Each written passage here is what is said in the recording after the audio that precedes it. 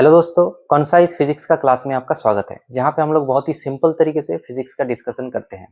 आज का टॉपिक है डिफ्रैक्शन एट प्रिज्म। जैसे कि आप लोगों को पता है कि प्रिज्म टोटल 6 सरफेस से बनता है। वो एग्जैक्टली इस टाइप का दिखता है।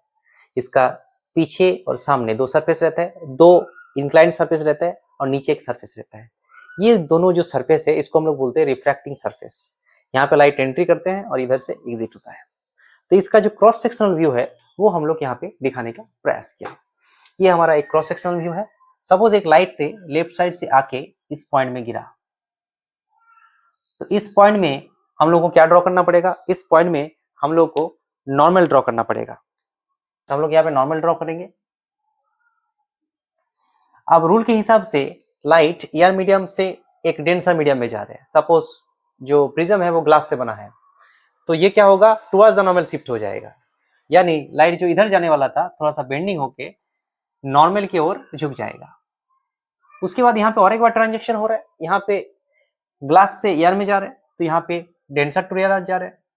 तो यहाँ पे और एक बार हम लोग नॉर्मल ड्रॉ करेंगे इस पॉइंट में। यहाँ पे क्या होगा? जो लाइट रे इधर जा रहा था वो away from the normal shift हो जाएगा। मतलब ऊपर में नॉर्मल है तो नॉर्मल से दूर भागना चाहिए, मतलब नीचे आ जाएगा।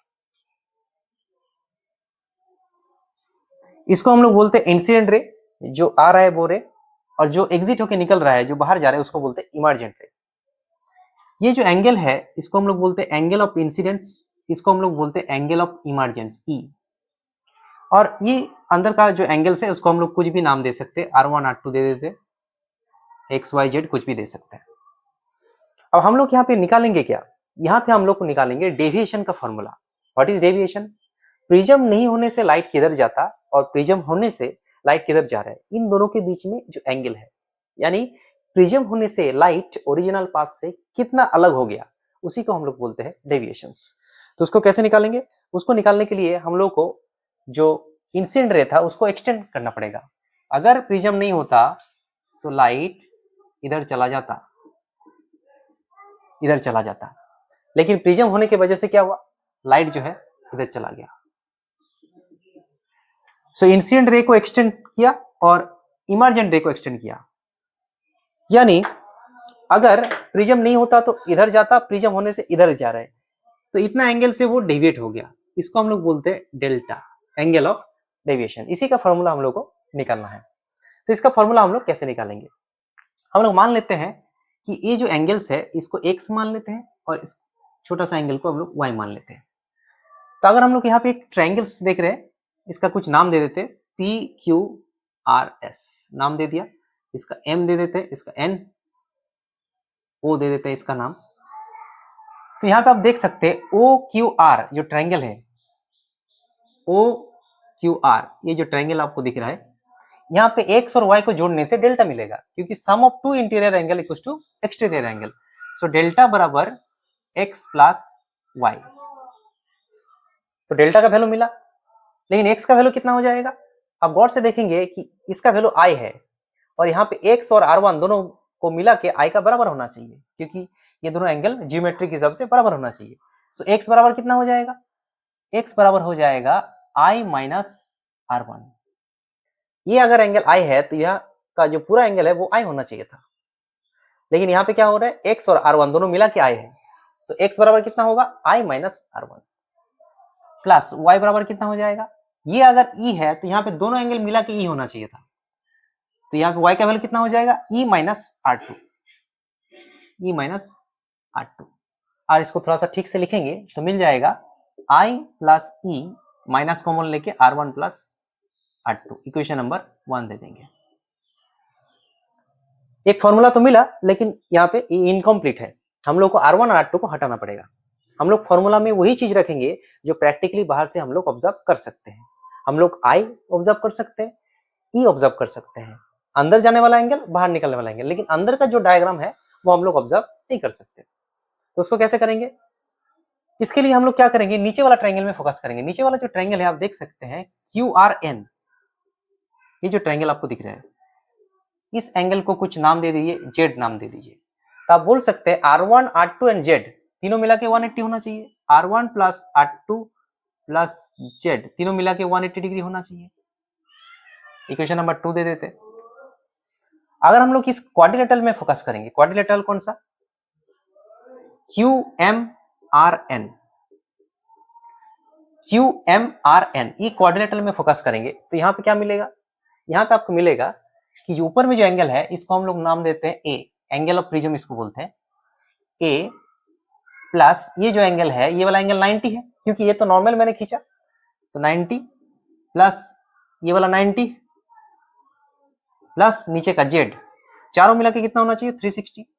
ये क्वाड्रिलेटरल का रूल होता है, क्वाड्रिलेटरल का चारों एंगल मिला के 360 होता है। यहाँ पे जेड एंगल है, यहाँ पे ए एंगल, और यहाँ पे टोटल जो एंगल है 90, यहाँ पे टोटल 90। तो यहाँ पे क्या हो गया, यहाँ पे 90 90 180, सो ए और जेड मिला के कितना हो जाएगा 360 माइनस 180, तो 180 हो जाएगा। Equation number 3। अब 2 और 3 को अगर गौर से देखेंगे, दोनों को कंपैरिजन करेंगे तो आपको क्या देखने को मिल रहा है, यहाँ पे 180, यहाँ पे 180, यहाँ पे जेड, यहाँ पे जेड, यहाँ पे R1 प्लस R2, यहाँ पे ए, यानी कंपेयरिंग 2 एंड 3, कंपेयरिंग 2 एंड 3 क्या मिल जाएगा हम लोगों को, ए बराबर R1 plus R2, equation number 3। ये बहुत ही इंपॉर्टेंट इक्वेशन मिला, इसको बॉक्स कर देंगे। मतलब ये जो इंटरनल एंगल्स है R1 और R2, ठीक है, इन दोनों को सम करने से क्या मिलेगा, एंगल ऑफ प्रिज्म मिलता है। What is angle of prism, prism का जो ऊपर में एंगल बनता है दो रिफ्लेक्टिंग सरफेस के बीच में, उसको बोलते हैं एंगल ऑफ प्रिज्म। अब इस वैल्यू को अगर हम लोग इक्वेशन 1 डालेंगे, 1 में डालेंगे तो क्या मिलेगा, डेल्टा बराबर मिल जाएगा I plus E minus A from equation 1, from equation 1। इसको भी बॉक्स कर लेंगे, बहुत ही इंपॉर्टेंट एक फॉर्मूला है, प्रिज्म का फॉर्मूला हम लोग को मिल गया कि ए बराबर क्या होते हैं R1 R2 प्लस करने से ए मिलेगा, और I प्लस ई माइनस ए करने से डेल्टा मिलेगा। तो ये डेविएशन का फॉर्मूला मिल गया, that is equal to angle of incident, angle of emergence minus angle of prism. अभी बात करेंगे I वर्सेस डेल्टा ग्राफ के बारे में, मतलब एंगल ऑफ इंसिडेंस के साथ डेविएशन कैसे चेंज होता है उसका वेरिएशन ड्रॉ करेंगे। इसको ड्रॉ करने के लिए हम लोग को इक्वेशन के ऊपर फोकस करना पड़ेगा, डेल्टा बराबर I plus E minus A, delta is dependent on I and E, and E itself is dependent on I. So ultimately हम लोग बोल सकते हैं कि delta is entirely depends on I. I को कंट्रोल करने से ही हमारा डेल्टा कंट्रोल हो सकता है। तो अगर I के साथ डेल्टा का ग्राफ बनाएंगे तो डेल्टा का जो ग्राफ बनेगा वो ऐसे दिखेगा, यू शेप का। मतलब शुरुआत में I के बढ़ने के साथ साथ डेल्टा का वैल्यू धीरे धीरे घट जाएगा और एक टाइम क्या हो जाएगा, मिनिमम हो जाएगा, और उसके बाद जैसे I और बढ़ाएंगे तो डेविएशन का वैल्यू बढ़ता जाएगा। ये जो वैल्यू है इसको हम लोग बोलते हैं IM, मतलब एंगल ऑफ इंसिडेंस का वो वैल्यू जिसके लिए डेविएशन मिनिमम होता है, एंगल ऑफ मिनिमम डेविएशन। और ये वाला जो होगा इसको हम लोग बोलते हैं डेल्टा M, मतलब डेविएशन का मिनिमम वैल्यू। तो डेविएशन का मिनिमम वैल्यू जब होता है उस कंडीशन में क्या क्या होता है उसको हम लोग को सोचना है। तो आप लोग देख सकते हैं यहाँ पे डेल्टा बराबर I प्लस ई माइनस ए, यानी इसको हम लोग ऐसे भी लिख सकते हैं E प्लस आई माइनस ए। मतलब सपोज 30 डिग्री में हम लोग लाइट को अंदर भेजा और 60 डिग्री में निकला, अगर हम लोग उल्टा करेंगे 60 में भेजेंगे और तो 30 में निकलेगा, क्योंकि लाइट का पाथ रिवर्स होता है, इधर में जिस वे में गया उधर में उसी वे में आएगा। यानी I और E का वैल्यू हम लोग इंटरचेंज कर सकते हैं। मतलब यहाँ पे 30 डिग्री में जो डेविएशन मिलेगा बाद में 60 डिग्री में वही डेविएशन मिलेगा। यानी इसको हम लोग एक ऐसे ड्राइंग बनाएंगे अगर ग्राफ के ऊपर कि इसका वैल्यू कितना है, इसका वैल्यू है डेल्टा I कमा डेल्टा, मतलब I एंगल में डालने से डेविएशन डेल्टा मिल रहा है। अगर हम लोग E एंगल में डालेंगे, मतलब यहाँ पे अगर E एंगल में डालेंगे तो भी क्या होगा, डेविएशन डेल्टा ही होगा। इसको हम लोग A पॉइंट देते हैं, इसको B पॉइंट देते हैं। मतलब एंगल ऑफ इंसिडेंस का वैल्यू अगर I डालेंगे तो जो डेविएशन मिलेगा, एंगल ऑफ इंसिडेंट का वैल्यू अगर E कर देते हैं तो उतना ही डेविएशन मिलेगा। तो यहाँ पे जो AB स्ट्रेट लाइन है आप लोगों को दिख रहा है, उसका वैल्यू कितना है, AB बराबर E माइनस आई, कोऑर्डिनेट का डिफरेंस। अगर हम लोग मिनिमम डेविएशन की बात करें, मतलब इस जगह में हम लोग को पहुंचना है, तो AB का वैल्यू क्या होना चाहिए, 0 होना चाहिए। क्योंकि जितना नीचे जाएंगे ए बी का वैल्यू कम हो जाएगा, यहाँ पे जाएंगे कम होगा, यहाँ पे जाएंगे और कम होगा, यहाँ पे और कम होगा, यहाँ पे जाके 0 हो जाएगा। क्योंकि हर एक आई का वैल्यू के लिए जो डेविएशन मिलेगा, कुछ एक बड़ा आई का वैल्यू के लिए सेम डेविएशन मिलेगा। मतलब सपोज यहाँ पे 40 में जो मिलेगा, यहाँ पे 60 में वही मिलेगा। इस टाइप का आपका वेरिएशन हमेशा मिल जाएगा। तो ए बी स्ट्रेट लाइन का वैल्यू इस कंडीशन में जाके क्या हो जाएगा, 0 हो जाएगा। मतलब ई का वैल्यू आई से बराबर हो जाएगा। कौन सा कंडीशन में होगा, मिनिमम डेविएशन कंडीशन में। सो मिनिमम डेविएशन जब होता है तो आई और ई का वैल्यू बराबर हो जाता है, यानी जितना एंगल में अंदर जाता है उतना एंगल में बाहर निकलता है। तो इस कंडीशन में अगर हम लोग थोड़ा सा गौर से देखेंगे, डेल्टा का वैल्यू क्या हो जाएगा, डेल्टा का वैल्यू हो जाएगा ई प्लस आई। तो हम लोग इसको लिख सकते हैं 2i माइनस ए, और आई को हम लोग आई नहीं लिखेंगे, आई को लिखेंगे आई एम, या फिर सिंपली आई लिख देने से चलेगा। 2i बराबर a plus delta and i बराबर a प्लस डेल्टा बाई 2। हाँ, डेल्टा का जगह डेल्टा m डाल देंगे। ये डेल्टा का फॉर्मूला है, लेकिन इस कंडीशन में डेल्टा मिनिमम हो चुका है, इसलिए डेल्टा m। i का वैल्यू मिल गया, और इस इक्वेशन से क्या मिलेगा, इस इक्वेशन से a बराबर 2r1 हो जाएगा। अगर i और e बराबर है तो i का रिलेटिव r1 है और e का रिलेटिव r2 है। i और e आपस में बराबर है तो r1 r2 भी बराबर होगा। तो r2 की जगह में भी r डाल सकते हैं, तो r1 बराबर आ जाएगा a बाई 2। इस बात को हम लोगों को अच्छे से नोट कर लेना है, ये वाला एक चीज और ये वाला एक चीज। अब इस कंडीशन में अगर Q पॉइंट में हम लोग स्नेल्स लॉ लगाएंगे, at point Q we apply law of refraction, law of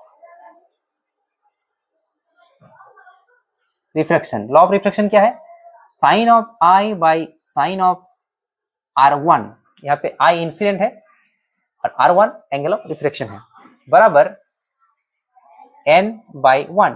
मान लेते हैं कि प्रिज्म का रिफ्रैक्टिव इंडेक्स n है और चारों ओर एयर है, इसीलिए 1 रिफ्रैक्टिव इंडेक्स है। तो यहाँ पे हम लोग n का वैल्यू निकाल सकते हैं। साइन ऑफ i का वैल्यू कितना हो जाएगा, a plus delta m by 2, a plus delta m by 2 by sine of a by 2। इस चीज को हम लोग को नोट कर लेना है, बहुत ही इंपॉर्टेंट एक फॉर्मूला हम लोग को मिल गया। इस फॉर्मूला को हम लोग नोट डाउन कर लेंगे।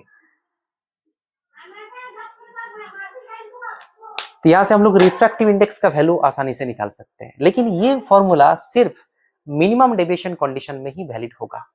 ये जो ओरिजिनल फॉर्मूला है, delta equals to I plus E minus A and capital A equals to r1 plus r2, ये ओरिजिनल फॉर्मूला है, ये हमेशा वैलिड है। लेकिन मिनिमम डेविएशन कंडीशन में आई और ई बराबर होता है, उस कंडीशन में हम लोग इस फॉर्मूला को अप्लाई कर सकते हैं, अदरवाइज हम लोग इस फॉर्मूला को अप्लाई नहीं कर सकते।